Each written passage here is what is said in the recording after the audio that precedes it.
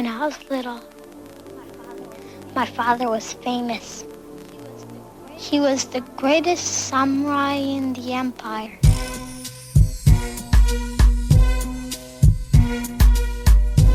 He cut off the heads of 131 Hey everybody, lords. my name is Jerry Williams, aka Greater Sapien. Thanks for stopping by. Yes, I am driving. I am being relatively dangerous. I'm on a relatively easy drive for the next hour or so. And so I figured I would respond to a video that just popped up in my feed. YouTube user Todd Peachey, you may remember from last year, has been trying to blow up my comment threads because he's a bit of a clout chaser and he wants a little bit of attention. Noted by the fact that in his latest video he puts headshots of pretty much every kind of prominent science proponent in there in order to try to get under people's skin and somehow get views. The only time he ever really gets views is when someone does a video about him and then sends them to his channel so he can so people can see the original. Well, you're not going to get that chance here. I'll just play his original, which is basically a side-by-side of my video. So I'll just play it here in its entirety and I'll just react real time. I'll just pause. So if it's sitting over here on a player, I'll just pause from now and then and just put in my 2 cents. And if I have to, I'll put some post-processing in it, maybe an image here or two if necessary. But the fact is, Peachey's ignorance of physics and lack of understanding is so basic that I really don't feel I'm going to need to do much other than just explain things to you as we go. Okay, I am going to try my best to pay as much attention to the road while talking, so please bear with me. I will chop this together and try to get rid of all the noise as in post-processing. So we're just going to go right into it. This is Todd Peachey's latest video. He's still on this kick about momentum and motion. There's this really poor attempt to try to convince people that the Earth is not moving through the use of car collisions and momentum as an example. And what he does is he shows he really truly doesn't understand how momentum works. So, without further delay, here we go. Last year I made a video and put forth an excellent argument for the flat Earth. I focused on car collisions and the fact that they would not occur the way we see them if we lived on a spinning globe. Every collision between cars happens as if we were on a motionless plane, and that's because we are on a motionless plane. But because of relative If you hit a parked car at say 50 miles per hour, it doesn't matter whether you're going north, south, east, or west. When you hit the parked car, you're going to knock it out of its parking space. The predictable amount, using the physics that we know. that you don't understand. Well, this would not happen on a spinning globe. Now here, Greater Sapien is tearing apart my video, and he gets it wrong. But the good news is, he gets it right all the way up to the finish line, so there's only a few more moves left, and he's done. It's going to be checkmate. It was checkmate. So watch what he does in this, my example. I use the example of a car that starts out driving west, reaches 1,000 miles per hour, it will reach a point of having no momentum, no velocity. If you were to look at it from space, it would just be sitting like a runner on a treadmill, just sitting in place all day long. Now, here's what he does, and I'll show you where he made his mistake. Okay, so in this scenario, car B is parked and it has 1,000 miles per hour of momentum, or 1,000 momentum units, just sitting on the Earth. Car A is driving 1,000 miles per hour west, so it's reduced its momentum to 0. Its speedometer says 1,000, but it's reduced its momentum to 0. Now right here is where Greater Sapien makes his mistake, and he'll be able to figure this out if he takes the time to think about it. There's going to be no separation between the cars. Car B had 1,000 momentum units, car A had none. So car A has no momentum heading west to push car B away. Car B can only hit car A up to the speed of the Earth.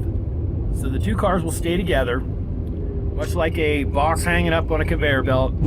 If you've ever worked in a factory on a conveyor belt, one of the boxes hangs up, the next box is coming down the line would be like car B, and they're going to hit the box, and there's not going to be any separation. What would probably happen in this scenario, if the Earth were spinning, is that as the two cars hit talking about probably and remain together, the Earth would spin underneath the cars until enough friction was eliminated so it could grab the cars, and they would both travel together. They would stay together.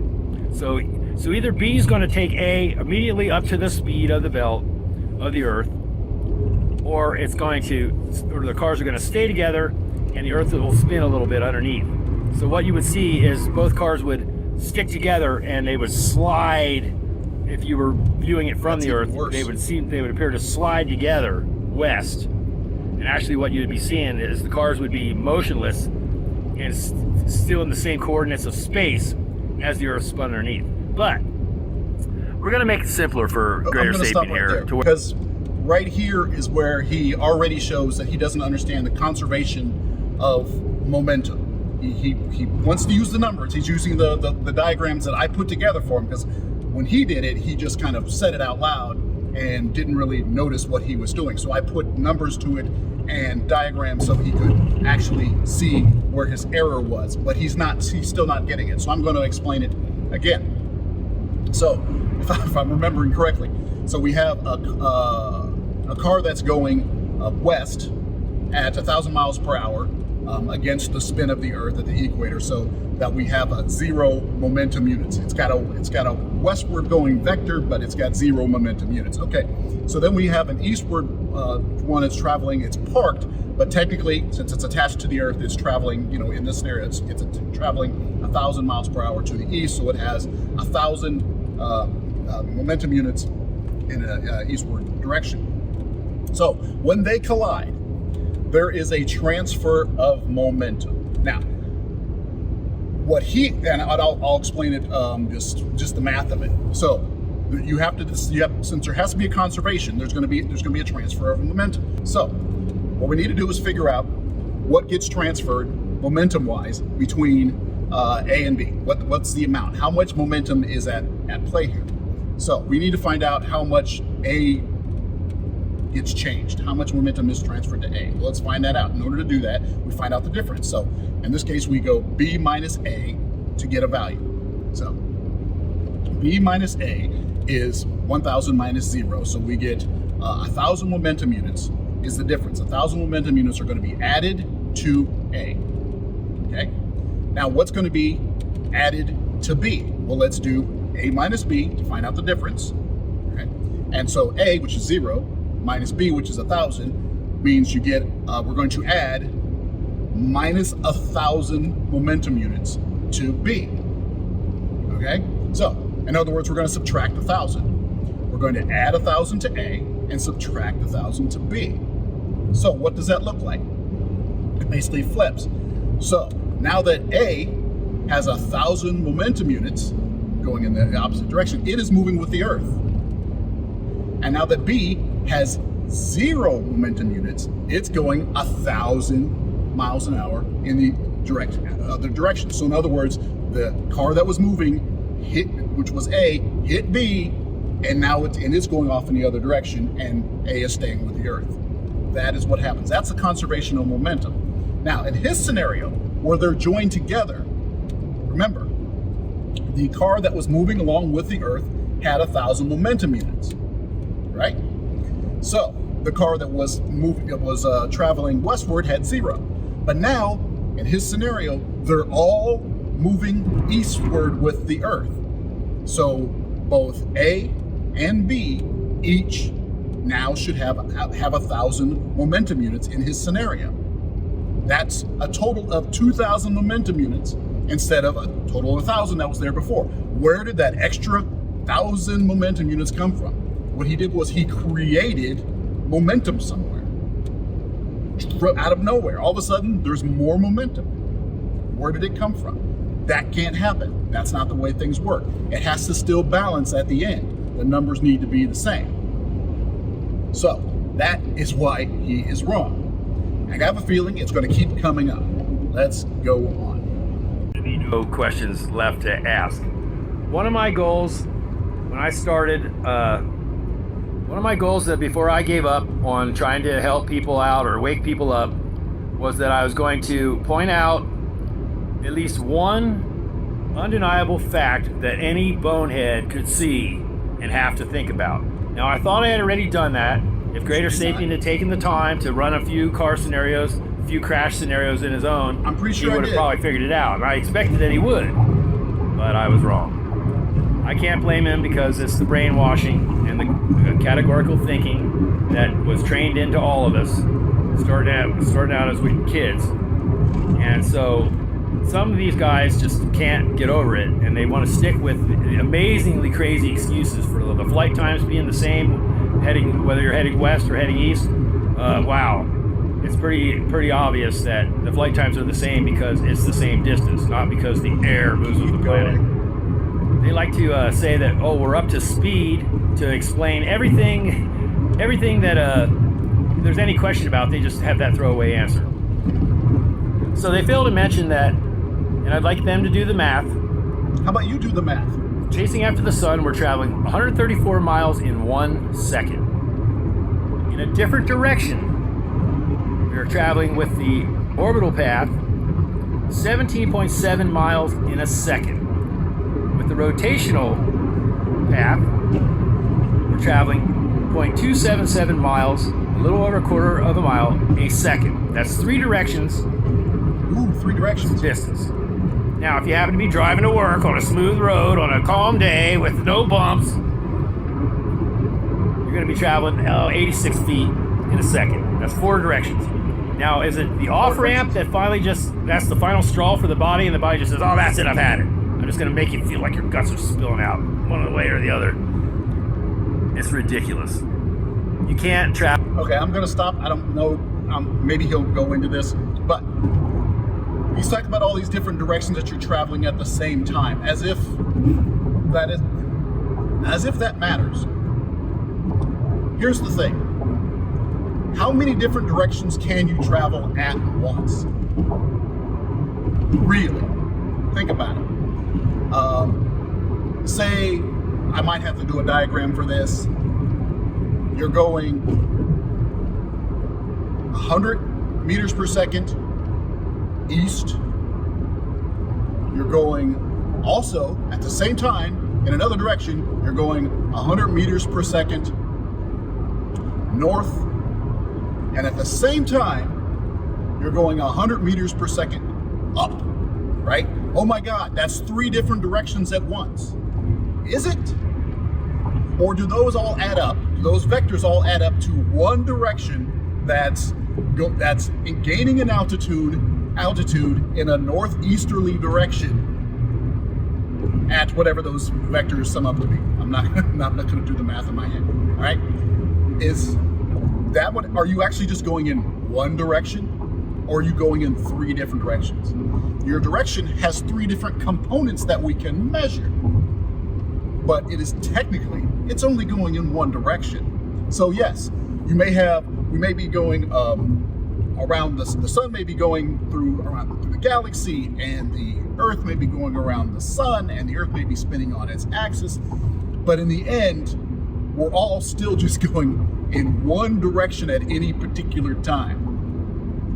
You can just isolate it and decide to focus, like basically right now, I don't seem to be moving relative to this camera, right? But technically, I am moving. But the camera is moving with me. So we disregard the fact that I'm traveling on this road. I'm slowing down to 50 miles an hour to go through this toll. All right. Go ahead, dude. So, but the fact is, we're just disregarding the fact that I'm moving at 60 miles an hour right now when it comes to this camera. We don't have to shake the camera. How would we catch up with them? We're all moving at the same time. So relative to this camera, I am not moving.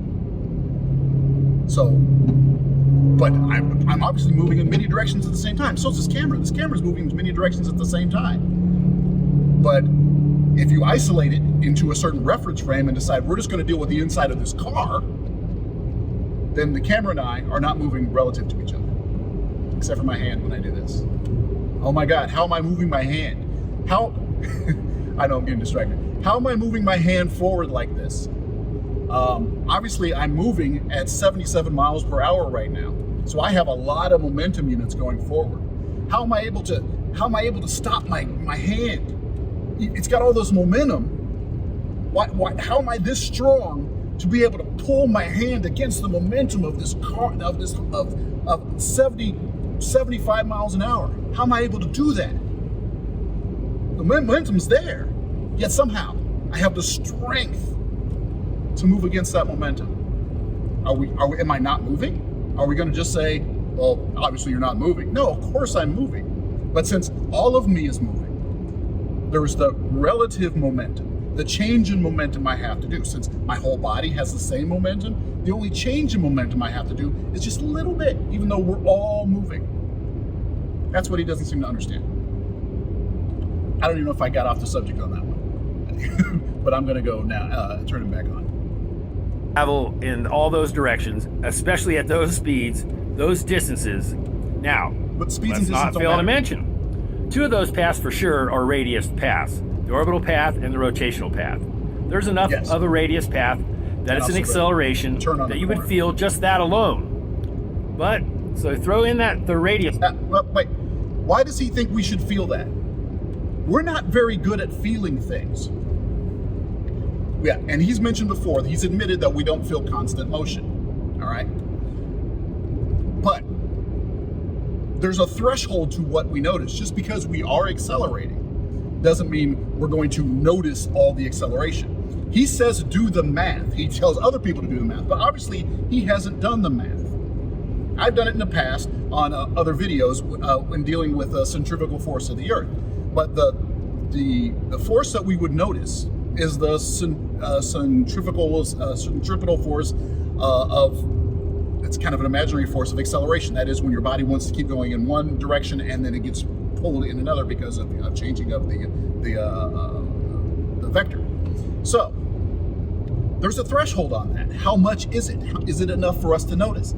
If he did the math, which he will not do, and I'm not going to do it for him, if he did the math of how big, if you just, let's just say the Earth's orbit around the sun was a perfect circle, if he looked at how much of an angular change over time and how much centripetal force there would be due to that, it would be incredibly small if he did the math. It would be incredibly small compared to the centripetal force of someone going around an off-ramp, which is a small radius over a very short, it's a small radius, but a big angle over a short period of time. That's why it's noticeable. But he won't do the math. He'll just say, well, that math doesn't make sense. Well, he hasn't done the math. If he did the math, he would notice that the forces, the centripetal forces, the rotational forces that are on the human body, that we would notice, are so small that we wouldn't notice it. But we do notice it on a terrestrial level, because that forces are actually pretty strong. On a merry-go-round, the forces are pretty strong because it's a lot of rotation in a short period of time. That's why we notice it. But he hasn't done the math, but he says do the math. Path and the orbital path and the rotational path are changing in relationship to each other constantly throughout the day, all day, every day. Do the calculations. Go ask a jet pilot or a fighter pilot. Say, hey, man, could you pull this maneuver off? You need to go 134 miles in a second, 17 miles in a second, a quarter of a mile in a second, and then 86 feet all at the same time. Every second. Did he just move around? Every second. Yeah, see, he thinks these It's are impossible. like separate moves. Again, he doesn't understand. All that doesn't matter vector because addition here means. comes the big proof. If you're one going this way, video that I can just toss on anybody's way, lap and say, here, and that figure way. this That out, means you're going that and way. then we'll talk. That's all. That's it. And that's what I've been looking for, so here it is. Oh, he's got something. We better throw Professor Dave under the bus real quick. This is where all the stupidity comes from. When we say that a car is moving at 100 kilometers per hour on the freeway, we are ignoring the fact that the surface of the Earth is rotating around the center at about 1,700 kilometers per hour at the equator. So we're just going to ignore an external force of 1,000 miles per hour when we're standing right on it. it's not a balanced force. We're standing on an external force that's 1,000 miles per hour, and we're just going to ignore that? Okay. Yeah, hold on, here we go. So, 1,000 miles per hour is not a force. There's no such thing as a force of 1,000 miles per hour. You don't know enough about physics to talk about forces, but 1,000 miles per hour is not an external force. That's a velocity. That's all it is. Actually, it's just a number of 1,000 miles per hour. It's not even a vector. You didn't even say which direction you're going. So 1,000 miles per hour is not a force. Okay. Now, if you want to talk about an angular change, then you start dealing with forces. But 1,000 miles per hour is not a force. But what Professor Dave was just saying is exactly what I said about me in this car. If you want to talk about how fast my hand is moving toward the camera right now, at say, that's probably about 25 miles per hour, maybe 30, right? It's an easy jam, right? It's like throwing a ball. Yeah, so about 30 miles per hour. When we talk about how fast my hand is going toward the camera, we're ignoring the fact that I'm in a car going 74 miles per hour. We're just going to ignore it. That is cruise control at 75. We're just going to ignore that fact because it doesn't matter for the scenario, right? If we were to do the math, the whole car is going 75 miles per hour. This phone is moving at 75 miles per hour that way. My hand is moving 105 miles per hour that way. Thus, the net speed, how fast I am going my hand is going toward this camera, is 30 miles per hour. So, when we talk about this car going 75 miles per hour on the freeway, we're talking about the fact that the freeway is moving on the earth, and this car is moving on the earth, and me relative to the freeway, I'm going 74 miles per hour. It doesn't matter how fast all of us are going, because I'm going 75 miles per hour relative to the freeway, just like his scenario, Professor Dave there. So yes, we are just going to ignore the fact that the earth is moving because we are now in the reference frame of the freeway. And when I talk about how fast my hand is moving toward the camera, we're in the reference frame of the car. Why doesn't he get that? I don't, most people will understand that. If I were to tell a 10-year-old that, they would say, oh, yeah, okay, that makes sense. But for some reason, it doesn't make sense for people like Todd. I don't get it. Oh. For anyone that thinks a stationary object would not have any momentum, you need to rethink that before we get started. Relative momentum. How does that work? Relative momentum. Well, since you messed it up first time, bonehead, maybe this time you'll pay attention. Prepare yourselves for a truly magical moment. Thank you. So to clarify, he thinks he's I use car collisions as my example, but there are hundreds or thousands. You can pick your own, you can do your own scenarios. But I'm going to show you that a car traveling at a high rate of speed, if it's traveling west, has no chance of knocking a parked car out of its park space, something we see frequently on this earth. I have a feeling he's now, going to do the I same originally type used the example of a car that was traveling 1,000 miles per hour west because I thought it would make a strong point that the car would have no momentum and no velocity. So, to make it even simpler, we're going to add more speed. Oops, sorry about that. Really, more speed doesn't matter. More speed doesn't matter. See, this is what I mean by cloud chasing. Why has he got to put everybody's picture up? Greater sapient to understand Professor Dave, Simon, Dan, all those boneheads that'll accept any excuse for the hard to answer questions. These aren't hard to answer questions. These are actually quite easy. Like they're proud of it. Oh, the air moves with the planet. Oh, we're up to speed, without ever thinking it through. They are the ones that have confirmation bias. They're the ones that have poor critical thinking skills. They start out assuming a speed globe to look at this type of information. So I'm trying to find the piece of information that makes it just so obvious that there's a problem with their model. You can't do it yet because you don't understand it. Here we have a parked car still. I picked a parked car because it makes a loud do a statement. quick look over there. You know, wow. I could have picked two moving cars. I see his mistake already. At any speeds and showing you the same thing. Do you guys see his mistake? I'm trying to make the point loudly. So car B is parked. It has 1,000 miles per hour of momentum because of the 1,000 miles per hour that the Earth is rotating. Okay, car B is parked. Allegedly. Got 1,000 momentum units. Car A this time is going to be driving 2,000 miles per hour. Minus 1,000 for the rotation of the Earth. Okay, 2,000. Leaves 1,000 miles per hour of actual positive westward momentum. You guys would have never experienced momentum in a westward direction in your whole lives, unless you've been over 1,000 miles per hour on your bicycle or something. Messed up. It's negative. You wouldn't have to. You couldn't coast out to a stop sign. You wouldn't have to. Actually, I'm going to pause real quick. You wouldn't have to slow your momentum down. Look. So look at his picture. I'm not even looking at it, but I saw it. So what he has there is he has two cars with the exact same amount of momentum, but they don't have the same amount of momentum. Car B, right?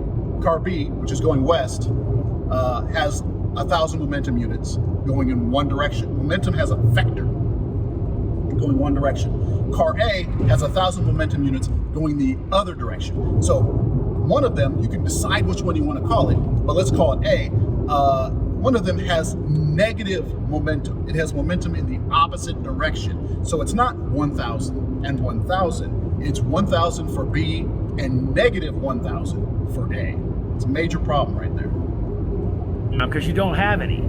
That's the point I tried to make in my video that Greater Sapien didn't understand, because he's assuming that he's on a spinning surface, so he didn't get it. You wouldn't have to slow yourself down if you were running west, because you've got no momentum to carry you in that direction. As soon as you stopped, one footfall, just like on a treadmill, I tried to make that point, you can stop instantly if you want to, and you get dumped on your head, but you don't have to take 5 paces. Why do you get dumped on your head? Slow your momentum down. Why do you get dumped on your head? If you have no momentum, you don't get dumped on your head. The fact that you get dumped on your head means you have momentum.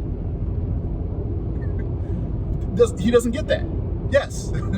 If you step off of the treadmill, you won't get dumped on your head, because you have no momentum relative to the Earth, so you just step right off.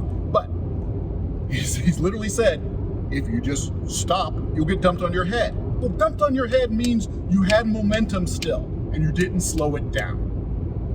You just debunked yourself. Come on. If you go outside and run in any direction and try to just stop without slowing your momentum down, it's not going to work. Well, it would if you were on a spinning globe, because you have no momentum to carry forward. Anyway, car A is driving 2,000 miles per hour this time, so it's only netting 1,000 miles per hour of positive westward momentum. Negative. So both cars now have 1,000 miles per hour of speed, direction, velocity, and momentum. So you know what's going to happen. They're both traveling the same velocity, same mass. They're not going the same velocity. They're going the opposite direction. Now Velocity here, has a vector. again, the Earth would probably slide underneath. Forget about the slide underneath. When the cars came to stop together, the Earth is still trying to...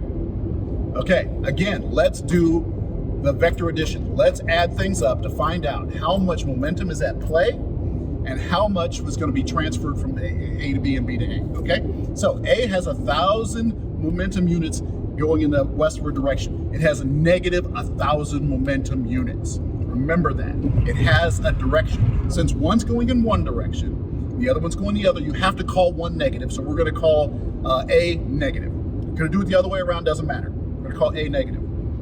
A has negative 1,000 momentum units. So what's the difference between A and B? How much is going to get transferred? Well, let's just do B minus A and find out what the difference is. So we have B is 1,000 momentum units, and now we're going to subtract A. So we're going to subtract negative 1,000 momentum units. So when you subtract a negative, it's the same as adding a positive. Okay? That's what happens. That's how math works. So 1,000 minus negative 1,000 is positive 2,000. So 2,000 momentum units are going to get transferred to A. All right, 2,000 positive momentum units are getting added to A. So it's going to have now, it's got negative right now, negative 1,000 going in one direction. So we're going to add 2,000 momentum units. That goes to 0, then it goes to positive 1,000, which means it goes back in the other direction, 1,000 momentum units. Okay, let's go to B. B is currently 1,000 momentum units, right? So let's find out the difference between it and A. So we're going to go A minus B to find out what the difference is. So A is negative 1,000, right? So negative 1,000 minus 1,000 is negative 2,000. So now we're going to add negative 2,000 to B. In other words, we add 2,000 to A and subtract 2,000 from B. That's the way conservation of momentum works.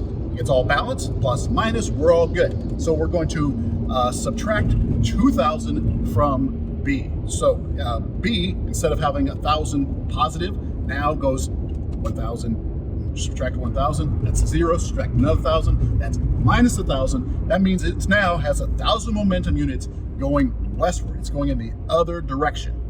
Everything has transferred. So the parked car is no longer parked. It is now going off in the other direction. And the faster car, the one that was driving 1,000, is going 1,000 miles in the other direction. They have collided and bounced off. 100% conservation of their momentum. Now that's, of course, if they don't just explode into a billion pieces, but we're talking about like pure scientific experimentation. No. Some of you may not believe. Oh, so it had looks like in his diagram, he had both cars going with the Earth, or maybe possibly sliding or whatever, going with the Earth in the same direction. In other words, they once again had 1,000 momentum units each going the opposite way, going eastward. So first you had a system where you had one car that had a positive 1,000 momentum units, and you had one car who had negative momentum units, negative 1,000, right? Total of 0. The whole system just called 0, except for the part of the Earth, right?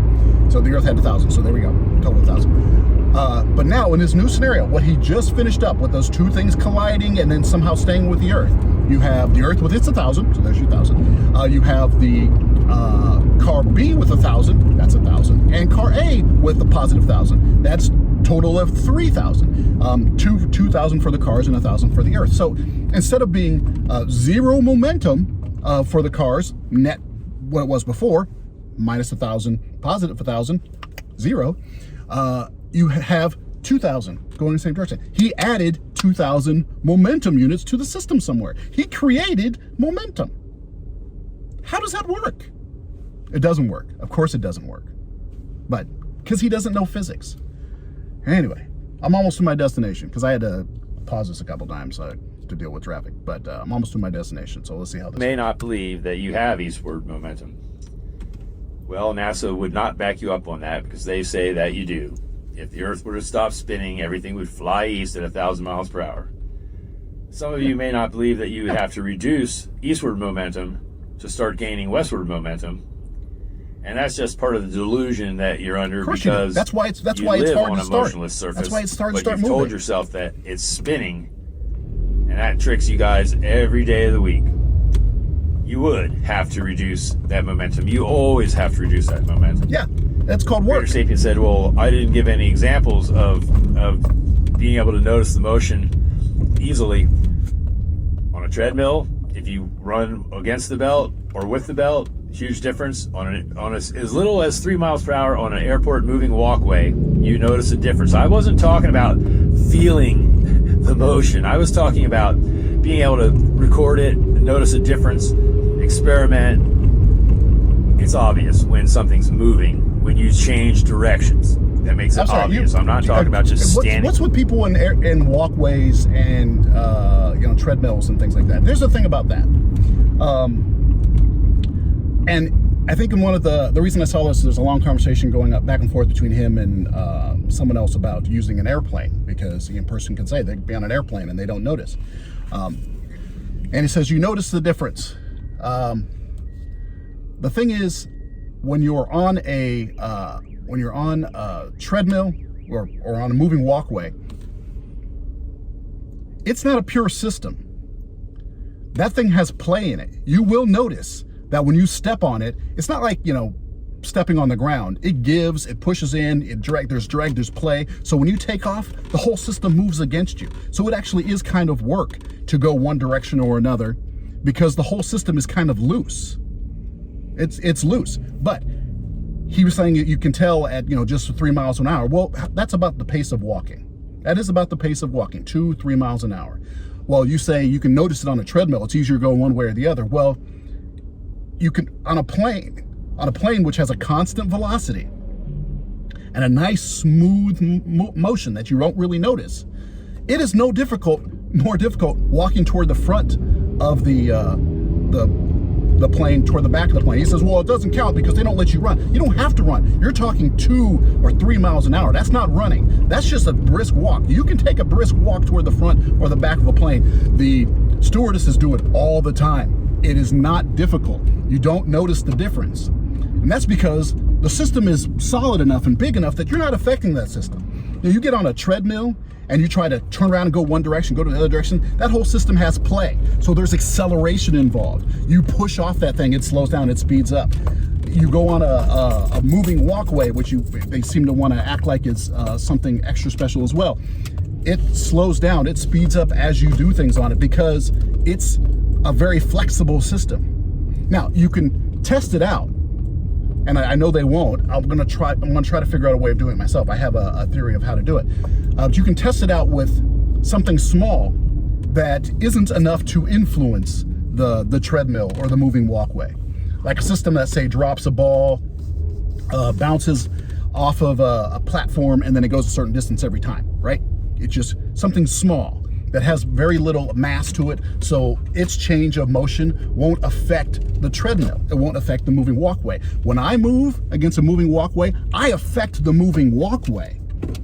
It's not just that it's easier or harder for me. I also affect the moving walkway, because it's not a strong enough system, a stable enough system to just be not affect me. So unlike a plane, where if I move, the plane doesn't react at all. So I go forward, I go backward, doesn't seem to matter. Now there's shaking and things like that on a train, or sometimes even when a plane is banking. That makes things more difficult. But when it's at a constant motion, you don't notice the difference. You don't. You just won't. I'm not talking about just standing there, and he made jokes about, oh, there could even be a breeze. It's like, oh, geez. Yeah, no, duh. Walking against the wind, walking with the wind, swimming upstream, swimming downstream, conveyor belt, treadmill, airport walkway.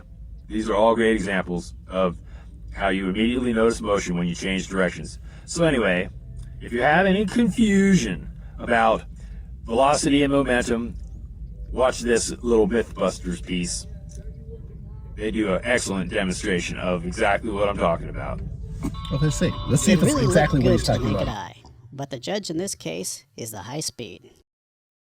Oh my God! It's like a cartoon. Once it's in the air, it stops and just falls. Look at that! Fantastic! It doesn't move at all, going straight down. Woo! We did it! We did it! Vector addition! Yay! We canceled out velocity. After 3 days of suffering, that single shot brings the myth to an end. I can't be happier we actually got the speed of the car to match the speed of the soccer ball. And we got a perfect straight down drop. Where's the thing getting hit that's going the same speed? The laws of physics are still hard at work. To say that a car hitting a wall and a wall hitting a car is the same thing and produces the same damage, energy-wise, it's true to a degree, but it's highly misleading. There's a huge difference in the direction of the velocity and momentum and the debris scatter. As you can see in this next thought experiment, It would be self-evident if we were spinning, because projectiles trying to go west, like this soccer ball, would never have westward momentum.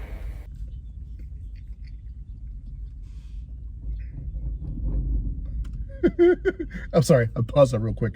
What's with the freaking truck? What is that?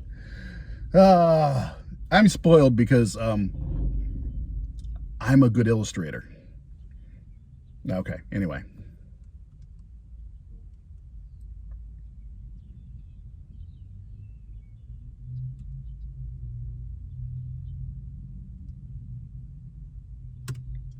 Okay, so it went forward and then it broke things going and everything went forward.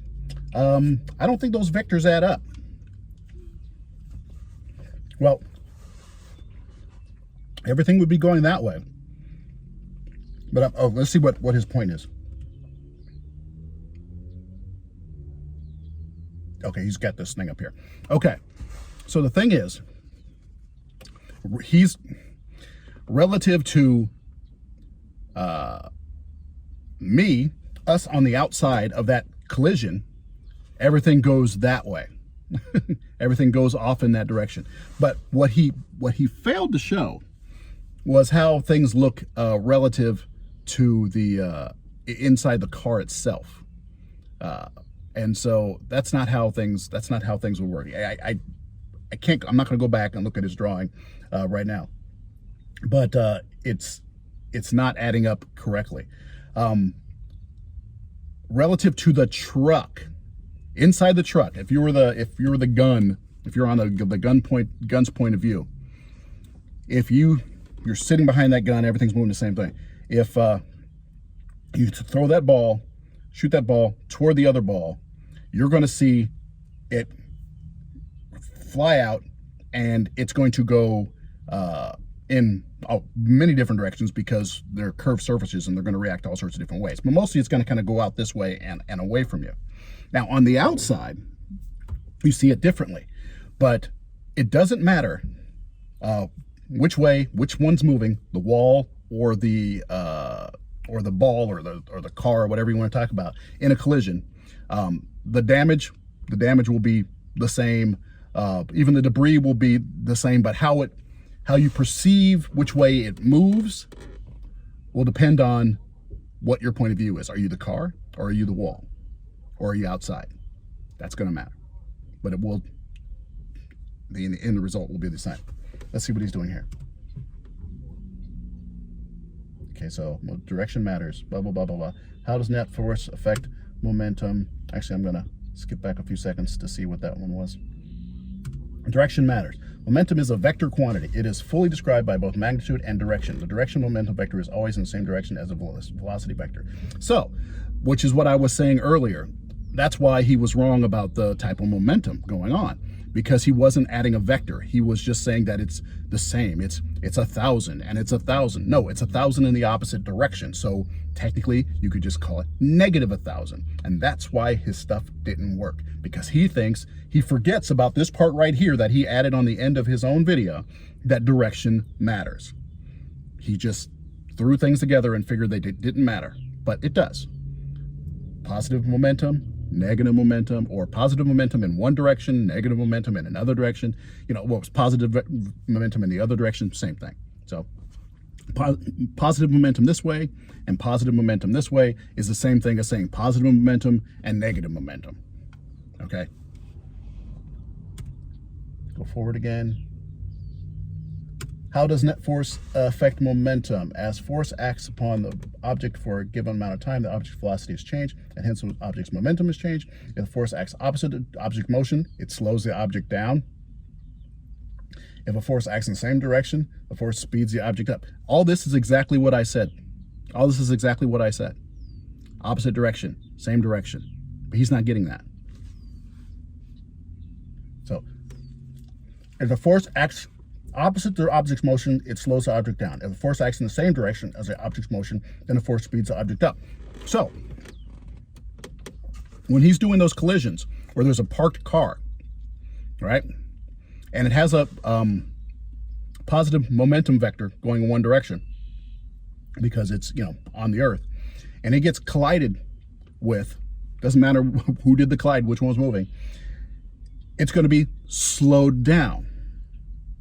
In other words, it's going to be slowed down relative to the Earth. In this case, it's going to go in a negative direction. It's going to move. Right now, it's going 1,000 with the Earth. It gets hit by something going the opposite direction, so it slows it down. Thus, it goes the other way. But in his description, what he had, and I'll probably end up doing a little screw that. Just imagine it yourself. Figure it out yourself, Todd. But in his description, he had an object going 1,000 miles per hour east, in other words, with the Earth, getting hit by something, and not being slowed down, even though the force was acting in the opposite direction, and according to it, it should slow the object down. It was not being slowed down. Slowed down means negative velocity. So even though it was going 1,000 miles this way, suddenly it should be going less than 1,000 miles this way, which means relative to the Earth, it would start going the other direction. He didn't do that. He didn't obey his own rules right here. He really didn't. Let's see if there's anything else after this.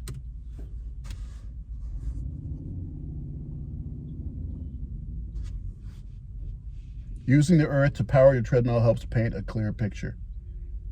Okay, just like our parked car, the runner taking his brake has more momentum than the runner working in the opposite direction of the treadmill. Okay. So, looking at this picture here, the runner taking his brake has more momentum. That means he's also got a vector. Momentum is also a vector. So, he's got a velocity and a vector, which is a vector going toward the other runner, right? Relative to the treadmill, he's not moving. He's going on with it, but he's going that direction, right? So call that positive. Now, the other guy, he's running in place. He's got negative, right? But he still has a vector because it's the other direction, right? So let's see how he has what's going on here. Boom, he has that happen here. Now,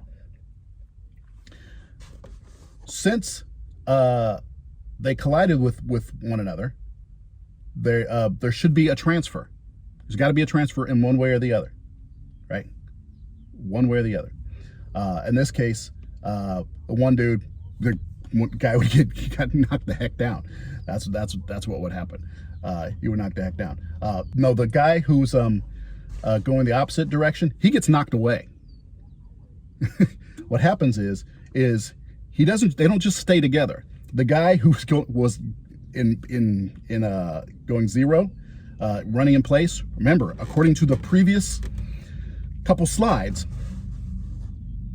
there's additions going to happen to him. He's going to get knocked in the other direction, and the other guy's going to get slowed down a little bit. So they're going to separate. One's going to go one way and the other way's going the other way. Now he's going to fall on the ground, whatever, and then the momentum of the treadmill will pick him up and keep him going, because it's a bad scenario to deal with, to use treadmills. But the fact is, he's going to hit that guy, and he's going to knock him away, and he's going to slow himself down. That's what's going to happen, right? And then, of course, they fall to the ground and everything, whatever happens. But he's not going to just stick together. He's going to bump. He's going to knock that guy. That's what's going to happen. He's going to knock that guy, and he is going to stumble back, because that's what happens. It's going to happen. He's going to knock him this way to a certain degree, and then he's going to fall back, and the Earth's going to go under. That's what's going to happen. Bump. He's going to get knocked away. He's going to get knocked away. Bump. He's going to get knocked away. That's what's going to happen. As opposed to its huge advantage. Okay, bump, speed. Still, treadmill speed. Okay, now he's got him running with the treadmill. Treadmill speed, 20 miles an hour. Running with about as opposed to is a huge advantage. But yes, you're going faster, but you will still be affected. You will be slowed down. That's what's going to happen. You're going to hit something, and you're going to slow down, and then it's going to pick up. That's what's going to happen. Try it. Was that it? Yeah, that's it. Okay. So, In conclusion, I gotta plug my thing in there before I go into the store. In conclusion, the slides he had at the end, those little text slides, are the most important thing in the entire video. And he needs to go back through his video with those in mind.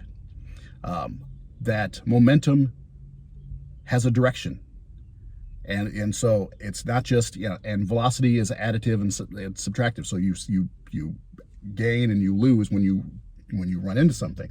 And so what he's doing is he's not allowing that to happen in his scenario. He is saying, when this object is moving and hits something else, it's not going to gain or lose anything. It's going to stay the same. Everything's going to happen to the other object. But no, it happens to every object in the scenario. One gains, one loses, right? That's what happens. And that's what he doesn't get. And he never will. Anyway, I'm to my destination. I need to stop in this Walmart over here to pick up something for my mother. She wants that she needs to get through the day, and that's it for that. So you've seen his entire video, you've seen my comment on it, and hopefully I will have edited it out enough of the general traffic noise and all that kind of stuff to make that to make it palatable. This video is going to be kind of long. I don't know, probably an hour just to deal with that one there, but that's because I ramble. I know, but anyway, he'll be back. He's not going to be back with anything better. It's just the fact he doesn't understand how vector addition works. He doesn't understand how momentum works. And he keeps telling people to do the math, but he doesn't do it himself. And that's the main problem. Anyway, my name is Jerry Williams, aka Greater Sapien. Thanks for stopping by. Super Bowl Sunday for me, so I don't know when I'm going to have a chance to put this up, but maybe I'll get it today. So anyway, I don't know who was in the Super Bowl. I don't even care. But have a good day. Take care. Hey, so it looks like when I was in the car yesterday, that last bit of Peachey's video didn't play, so I didn't see it until I was compiling things together. So he ends with these treadmill examples. We have 20 miles per hour having a huge advantage, carrying the guy with him. We have no Western momentum, meaning that you can stop on a dime. Though for some reason they all fall, which means they had momentum in some way. Then we have turning off the treadmill, and everything is like we expect, which is the only thing that Todd got right. So here's the thing, and I'm sorry for those of you who have been watching this whole thing and yelling that I wasn't bringing this up. That's what happens when things are unscripted, and I hadn't seen the entire video all the way through, so I was just thinking it, but watching it and reacting on the fly. Todd is ignoring Newton's laws of motion entirely. And all three of them apply here.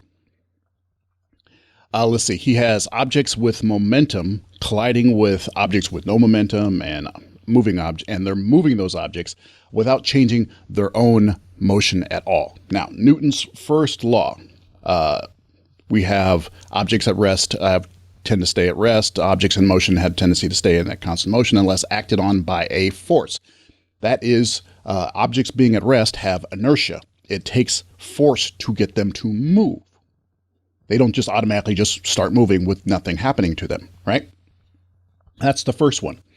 The second law is that force is equal to the change in momentum. So if you change something's momentum, that means you get it from, say, not moving to moving, you've changed its momentum, you've applied a force to it. So when his car or person with momentum collided with another object and made that thing move or gain momentum, it applied a force to it. That's what happened. That's the second law of motion. The third law of motion is the one everyone always remembers, which is for every action there is an equal and opposite reaction. So if car B moves car A, that means car B is changing car A's momentum, which means car B is applying a force to A. Thus, the exact same force is applied to B in the opposite direction. Momentum changes, in the opposing direction. That's why I did the math I did before. Adding 100 momentum units on one end, subtracting 100 momentum units on the other end, because it has to balance out. There's force going one way. That means the same force acted back against the original object. And when that happens, it slows down. It changes its momentum. And it doesn't matter what the whole system is. What matters is the exchange of momentum between those objects. That's why it doesn't matter if it's on a moving Earth, doesn't matter if it's on a stable Earth, it doesn't matter if it's on a treadmill, doesn't matter it doesn't matter if you're in a car or on a plane. What matters is the transfer of momentum between the two things that are interacting. And there has to be equal. If this object strikes this object, then it's applying a force to this object, thus the opposing force has to be applied to the first one, and if a force is applied, momentum changes. And in his scenarios, the first object, the object B, always just kind of kept on going. Just kept on going, never changed its momentum whatsoever. And that's where he continually messed up. Newton's 3 laws of motion are in effect for all the scenarios, and he ignored them entirely. That's the major problem. Oh, and then he ended his video on a snarky personal attack against a bunch of people. Well, that's the end of the video. I'll leave you a picture of the Bonehead Squad. The most arrogant, condescending, rude, incorrect, delusional group there is on the internet today. Look, this is the perfect opportunity. This is where I'm well within my right to just lay into him and body him once again for his arrogance and hypocrisy about other people's arrogance in this reaction. By the way, he got on my comment threads and was so rude and pompous to try to get his attention. But that would just be kicking a person while they're down now. I've already done what I need to do. I've already shown him to be wrong for everything he's thinking. So I'm just going to leave that alone. What I will leave you with, though, is the last exchange we had on the comment threads. Because after I made the previous recording, I let him know that there was a reaction coming. And so this was his response. And I'll just leave it with that. It's kind of sad enough on its own.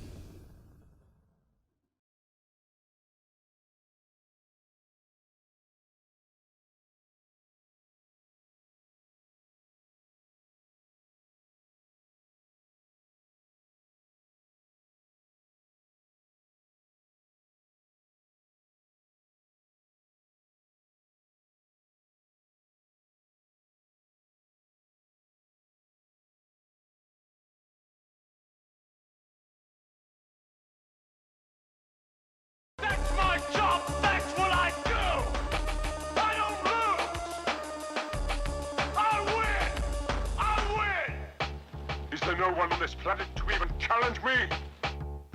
Maybe you came by to congratulate me on last night's victory.